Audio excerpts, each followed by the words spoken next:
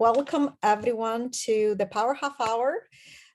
This is Amazing Community. My name is Stella Lupashwar. I'm the founder of Amazing Community, and I'm really thrilled to welcome today Cathy Sutherland, who is the managing director and an expert in executive search for ZRG Partners. But in general, I think she has a wealth of information on how organizations hire nowadays, how they look at candidates, how they assess your digital persona, and everything else that you need to know from somebody who is doing this from inside. So without further ado, I'm going to stop my sharing and pass it on to Cathy. Meanwhile, as we go through the session, please ask questions in the chat. I'll be monitoring the chat. So if you run into any technical issues, let me know. I'll make sure I'll troubleshoot with you. Very good. Floor is Well, thank you. It's a pleasure to be here, and I'm sorry for some of the technical issues, but sometimes I think that's just life. In fact, I'll never forget this quote. It was Kathleen Wilson Thompson, who was the head of HR for Walgreens, but she almost became a classic pianist earlier in her career. And she said when she would be practicing, her instructor would sometimes come and take her sheet music.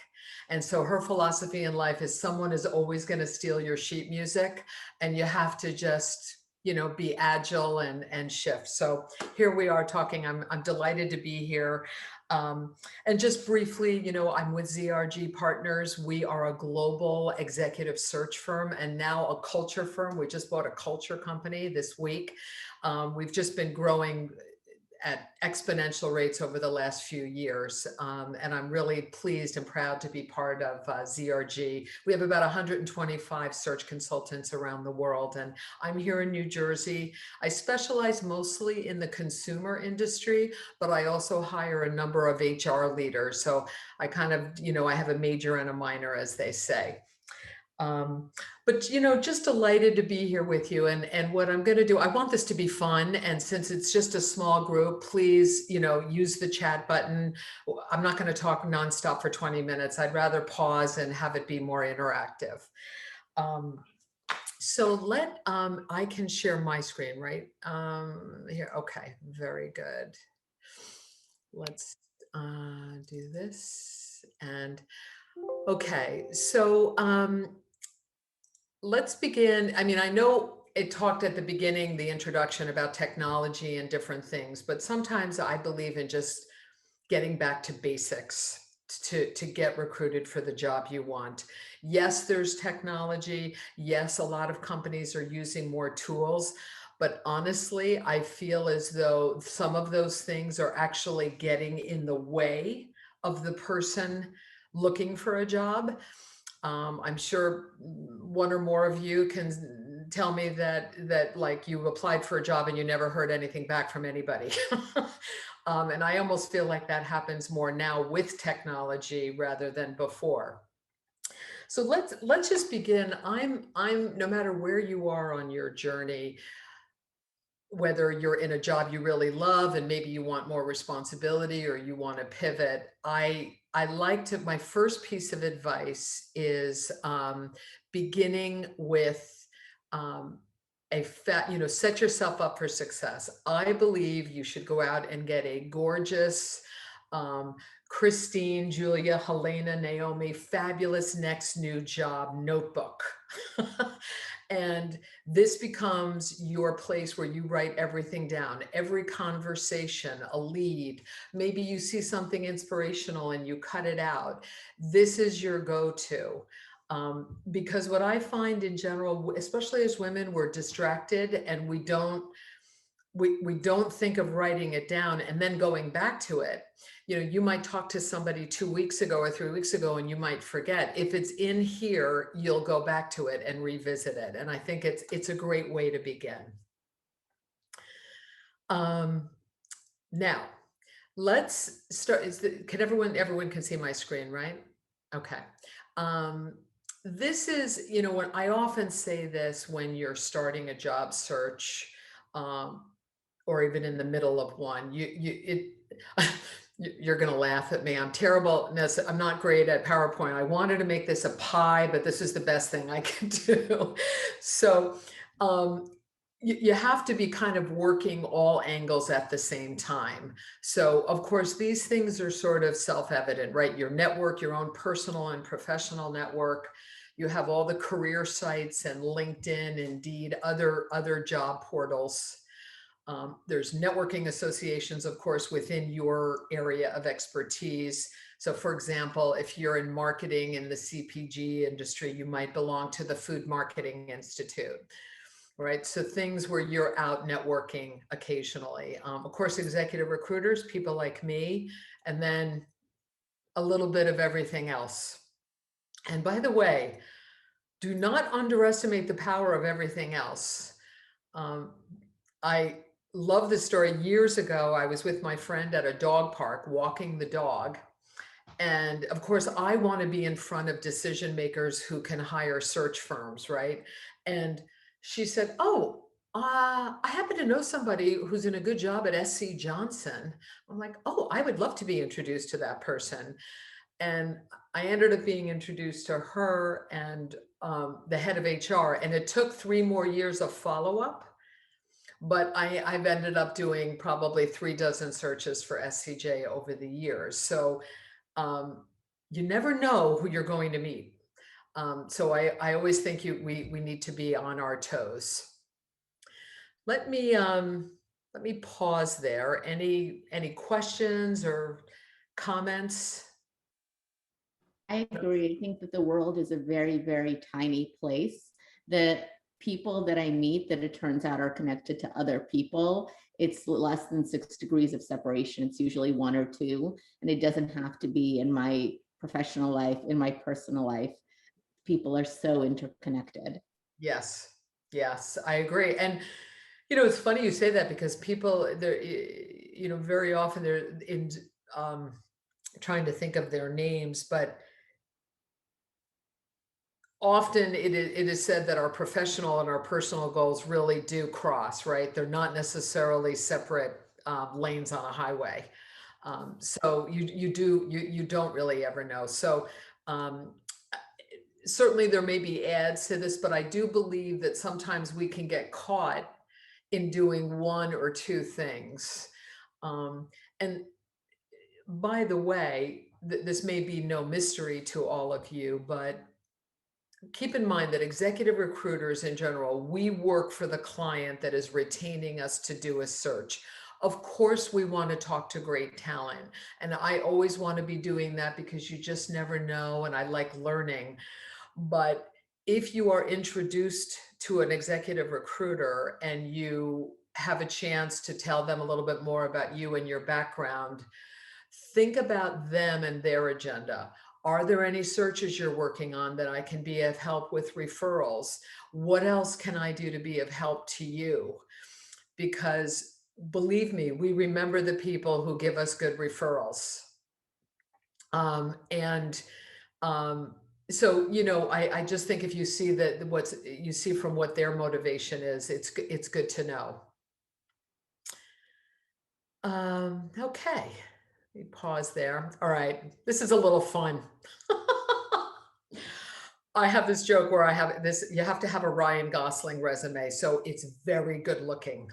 Um, I'm amazed at how many people really do not like to do their own resume or look at it. I think it's like looking at in a mirror that you're looking at 5 times your size. But you have to have a resume that you're really attracted to. So I believe in have your professional network or friends or whoever take a look at your resume outside of yourself. Have them give you feedback. Ask for resumes from them so you can get different ideas. I have just this one here, and by the way, Stella, I'm happy to provide my email. I can provide more examples if for anybody who wishes, but I will tell you that it is not uncommon for me to talk to somebody as a candidate who is a rock star in their respective field who has a terrible resume. And we don't believe in changing resumes. Some search firms do all the resume changes. We don't believe in doing that, but very often I will say, now come on, So as I said, usually they're busy being successful, so that they're not spending time. But if you're in a more active mode, even by the way, if you're looking within your own company, you should have a great resume. So it's just a good discipline. Okay. Question about the resume. Yeah. There is a big spectrum of templates and ways to describe yourself. Do you recommend having one pager? Do you recommend, not limiting ourselves with the length? So that's question number one. Question number two is, what do we do about the age? Especially women who are members of the amazing community who have a long experience. Sometimes they feel that the age gets in the way of them even being picked up or given the opportunity. Any advice you have on that? Yeah, it's any question is a great question, and we can talk more about this, but I'll say two things. So first of all, with regard to the resume, this isn't a hard and fast rule, but usually a resume,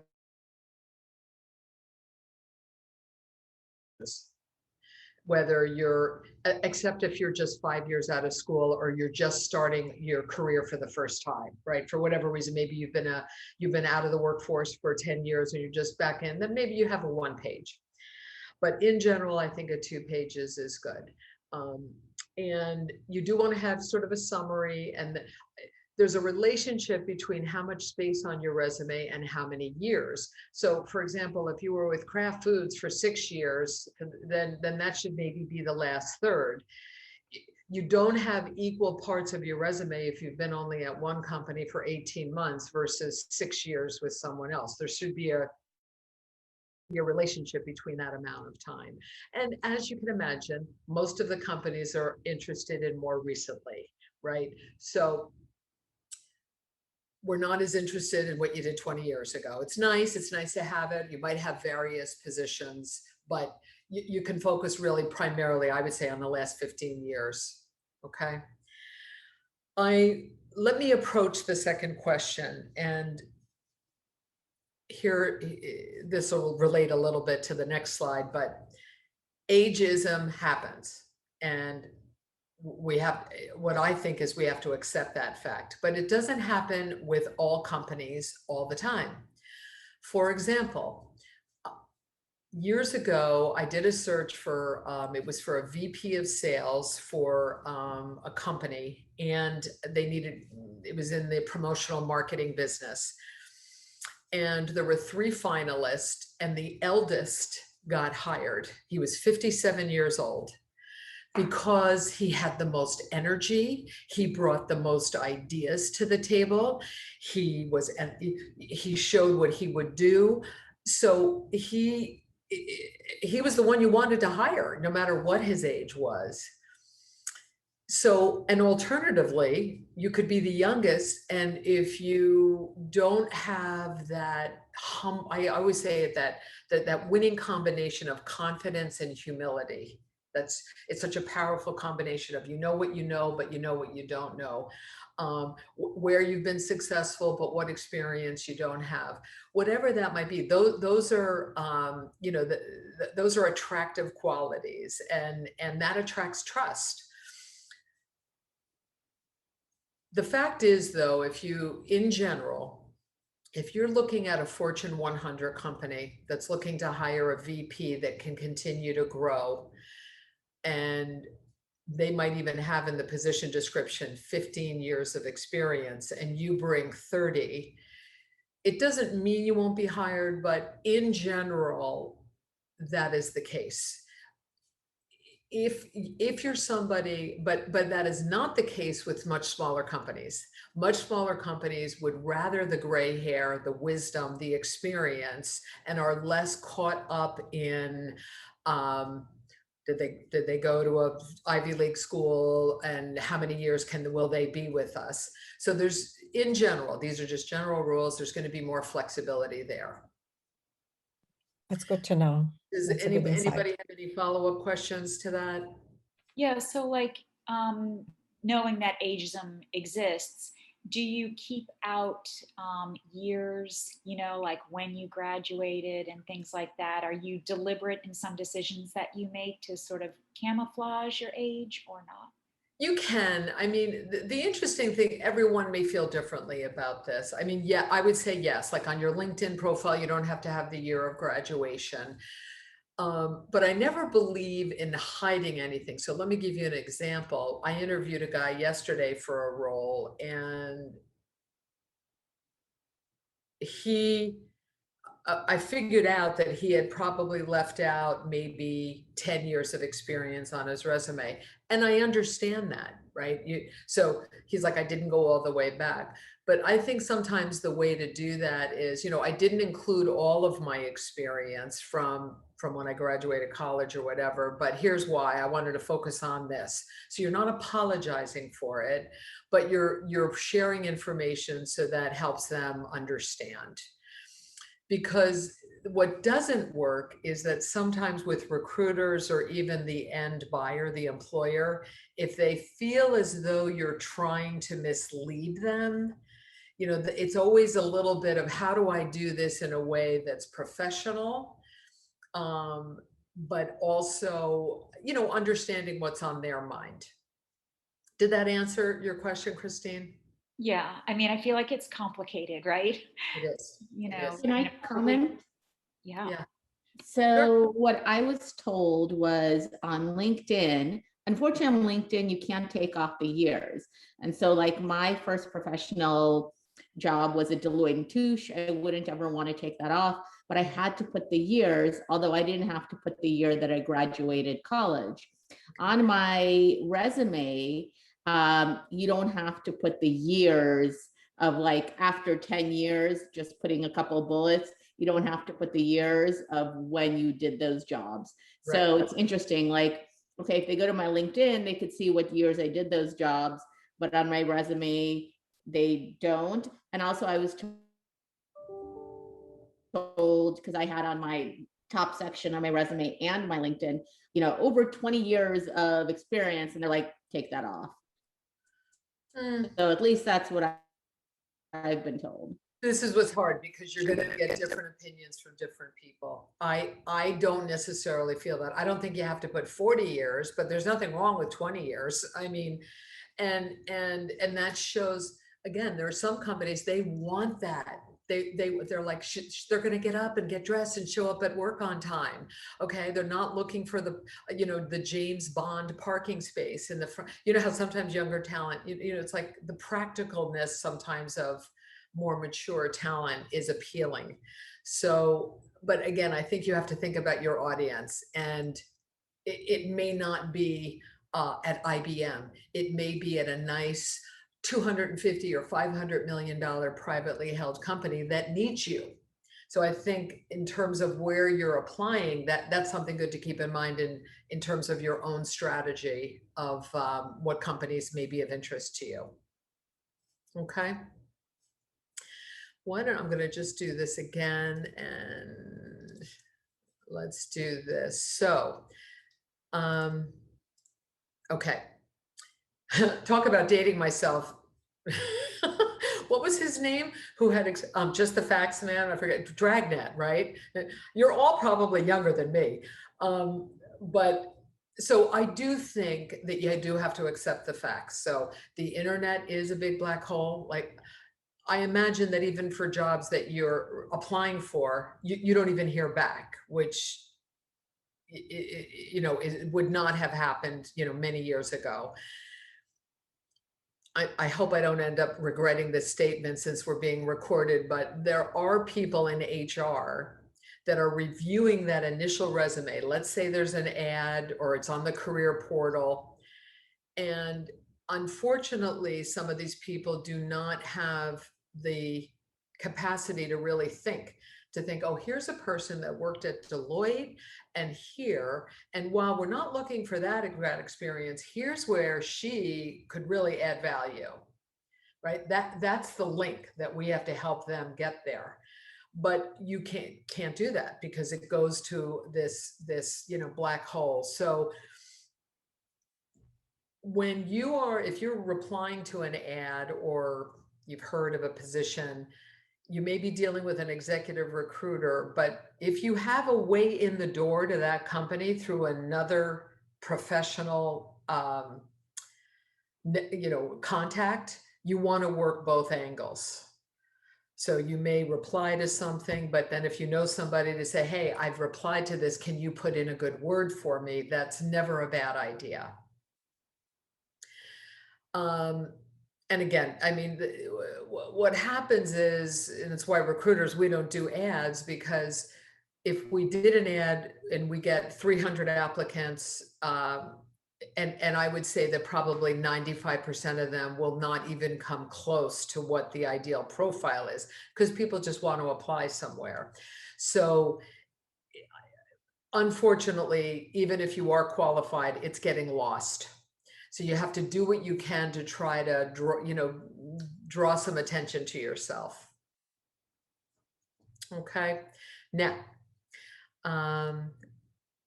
let's just do this. Okay, this is my, so on when you do have an interview, and yes, even if it's not the ideal end user you're speaking with, so you want to be as smart as you can about that company. We have the World Wide Web. Find out information, have good questions. I see in your annual meeting that this just happened, or you had this announcement. Look at press releases. I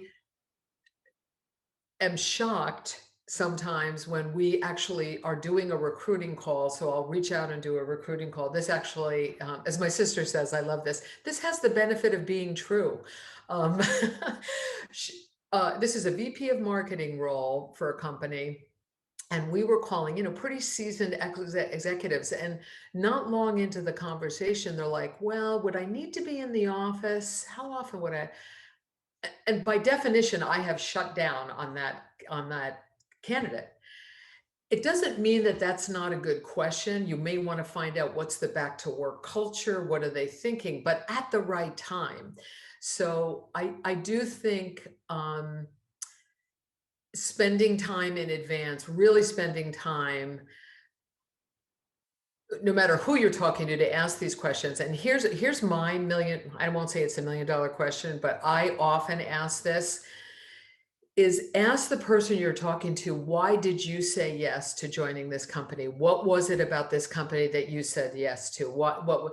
Because even if they're a junior recruiter, human nature is to talk about yourselves, right? But it shows that you're interested in the company, the culture, what they stand for, and that will lead to other things just naturally. So always have those, kind of ready to go. I don't know if anyone has any questions here. I do know that sometimes there's not enough time, right? So they're interviewing you and then you feel like you're shut off. Can anyone relate to that? Yeah, okay. That's the only thing I think it's a good idea. If you have a set amount of time, is just say, John or Betty, whoever you're talking to, I'd love to ask you some questions too. I want to answer your question. So if we have time, I'd really appreciate that. Even by saying that at the beginning, you have a much better chance of having more time at the end. Okay. Okay, and I think we're doing pretty good. Okay, so here's sort of my general rules. First of all, when you're being asked a question about your background, be confident in what you've done and well, first of all, let me start with the position you want. I love it when someone says, Cathy, based on my marketing background, I'm looking for a VP of marketing role for a small to mid-sized company, a global role, where I have, all facets of marketing, including innovation or whatever, right? You have your statement of what the position you're seeking. But then you're also flexible. It doesn't mean that you're saying, oh, I'm willing to look at anything, because that's not good. But even when you're networking with people who may be able to help you, the more specific you are in helping the person you're talking to understand when they should be referring you, that's actually a good thing, right? So that way I know, like Helena, and I got to speak recently, it's like, I know what Helena's looking for, right? I know where she's going to add the most value, the size of the company. So you're doing yourself a favor by being specific, but also not saying, oh, I'm not willing to look at anything. You want to show that you're some degree of flexibility. I love candidates when I'm asking questions who say, Cathy, the profile said you needed this experience, and I have the first 3 bullet points or whatever it might be, but I have not done that. That is such an attractive quality because most of the time, even in search, clients are willing to give up on some of the technical skills for the character skills. And that speaks to character.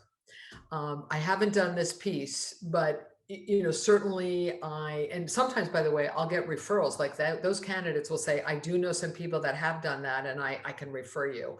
I mean, that's golden. Of course, pause, make sure you're understanding, asking, questions along the way. I think sometimes, I know for me, when I'm a little bit nervous, it's scary sometimes to ask a question because you may not get the answer you're looking for, right? But I think it shows that you're understanding, and the more that you seek to understand, the more it will work in your favor, that you're really trying to understand the role, the company, whatever it may be. And then have a list of accomplishments you're proud of. I'm going to be very open here with you. I have this little list, which is right here. And whenever I'm nervous, either I'm going into a client meeting that's high stakes or whatever it might be, I have this ready. I am an enthusiastic, persuasive executive recruiter. I am a passionate ambassador for clients. I love the thrill of the hunt for best talent. I am a transparent communicator. I have strong intuition and emotional intelligence. I love what I do. So make yourself a superpower statement and have it at your fingertips, because I think underneath all of that, for all of you, that you're a fantastic employee, right? Like, that you could probably go to the head of HR or the president and say, you're going to love hiring me. You're going to come back in a year and say, oh my God, I'm so glad I hired. But sometimes I think that we lose sight of that, and don't ever forget that. And then finally, I'm a big believer in faith and just doing the best you can, and then expecting that good things will come of that. So I think that is it. So I'll stop share there, and I hope, certainly I'm happy to take any further questions from the floor. I know we're over time here. Since we started a little late, we will continue. We'll stay until 12:45, the latest. So please ask questions. I have one quick question. It goes back to the age issue, and it's related to technology. I think we fight stereotypes that we're not capable of keeping up with technology, which is a false stereotype. But is there any way to combat that? Like, just in our resume, should we list our technical skills? Like, how do we answer that question before it's asked, basically? Well, let me ask you a question. What do you mean? Will they ask you, how are your technical skills? Or is there something specific you've been asked? Well, it's more along the lines of facing, ideas or battling stereotypes that, apparently, according to research, exist. Like, before you've walked in the door, they know that you're 50 something, and they're going to say, she won't be able to keep up if we have, some sort of technological changes to our platform, just making assumptions that we don't understand because we're not digital natives, Right. So are we very specific on our resume about what skills we hold there, or is it just in our attitude that we present in the interview? It's really an attitude, because you just need to get in the door. And by the way, I mean, again, getting back to my example of the 57-year-old guy, it's how we shine. It's right. It's how we show up in front of other people. So once you have a chance to get in and show that you are curious about how things work, right? That relates to technology too, because it just shows that the love of learning, that's what people want, right? You're willing to, oh yeah, I'll learn that if something changes, sure. And by the way, I think it's much harder even for much younger people that are so frightened of things changing. And those are the people, sadly, who are losing their jobs because they just want things to stay the way they were. And that's not a reality. Unless you're applying for a job, I don't know what your background is, but that is Marketing. Marketing. Yeah. Then, I mean, I think technology crosses HR, crosses marketing, all the broad functions. You need a baseline, right? But I don't think you have to highlight it. Okay. Okay. Great. Thank you. Yeah. I'm seeing, oh, Ryan needs to make another movie. He does. I don't know. Not seeing any other questions here, but anything else spontaneous that somebody, I mean, would like to ask? I'm going to put my email address in here in case anyone wants to email me. I do have one question. You mentioned earlier that when we apply cold, so to speak, through job boards, etc., we should also find ways or people in our network to network with, to put a word for us, and then try to get and draw attention to us. Yeah. Are there any things we shouldn't do in that repertoire of things to attract attention? Yeah. What is acceptable and reasonable? Well, I mean, again, I think on that same point, you don't want to pester anybody, right? You know, I'm kind of a direct person, maybe too direct sometimes, but when I was looking for a job many years ago, I just couldn't believe that I could never get an answer to something. So I tend to be direct when like, for example, a candidate is being eliminated by a client. I do my best to give them the feedback that may be helpful to them in the next time. And rather than just saying there's other candidates that are more qualified. And because first of all, we're living in a litigious society, so everyone's nervous about eliminating, but you want to learn, just say, if there anything I could do better or different next time. But, you know, in the closing of my presentation, I do think, you know, we have to be brave. We have to be prepared to get rejected because you know, we can't just hide behind emails. By the way, if you're applying for a job and there's a name or someone you know, and there's a way of getting through to their voicemail, leave a voicemail. Hi, Christine, this is Cathy Sutherland. I did reply to the ad. No doubt you got a lot of responses, but I'm really eager to connect with you. There's nothing wrong with that.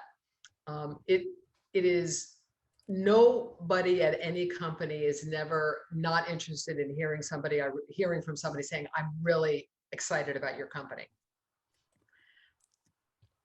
Hey, Cathy, can I ask a quick question? And sorry for not being on. I've been on the whole time, and you know, I'm just having internet issues like everybody else. Yeah.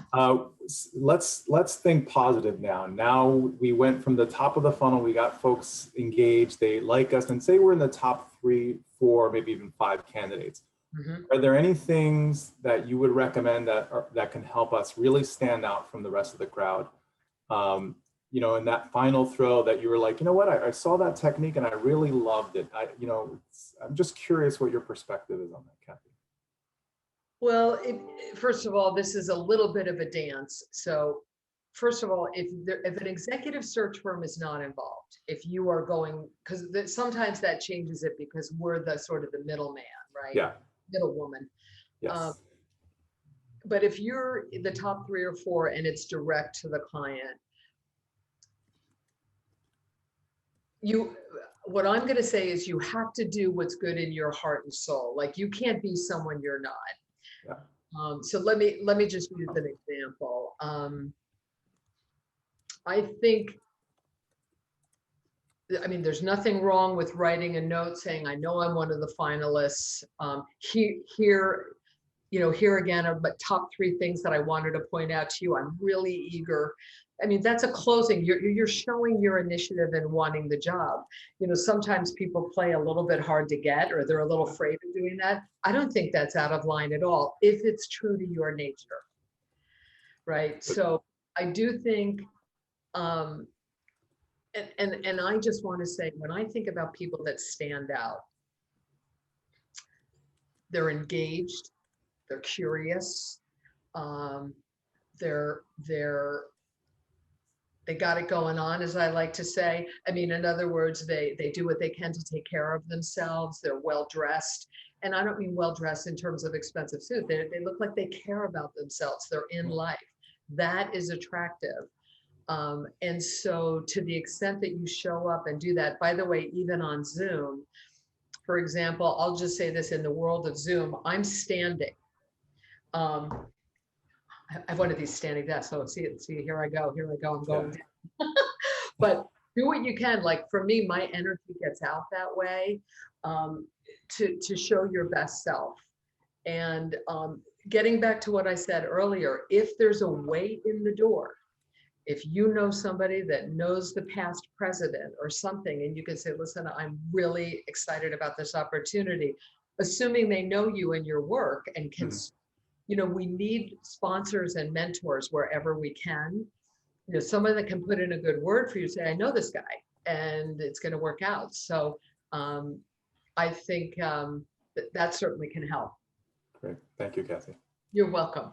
So, Cathy, this was absolutely a delight. Thank you so much. Lots of wisdom, lots of suggestions. I know we had technical issues, I apologize, but I'm so glad that you managed to all join.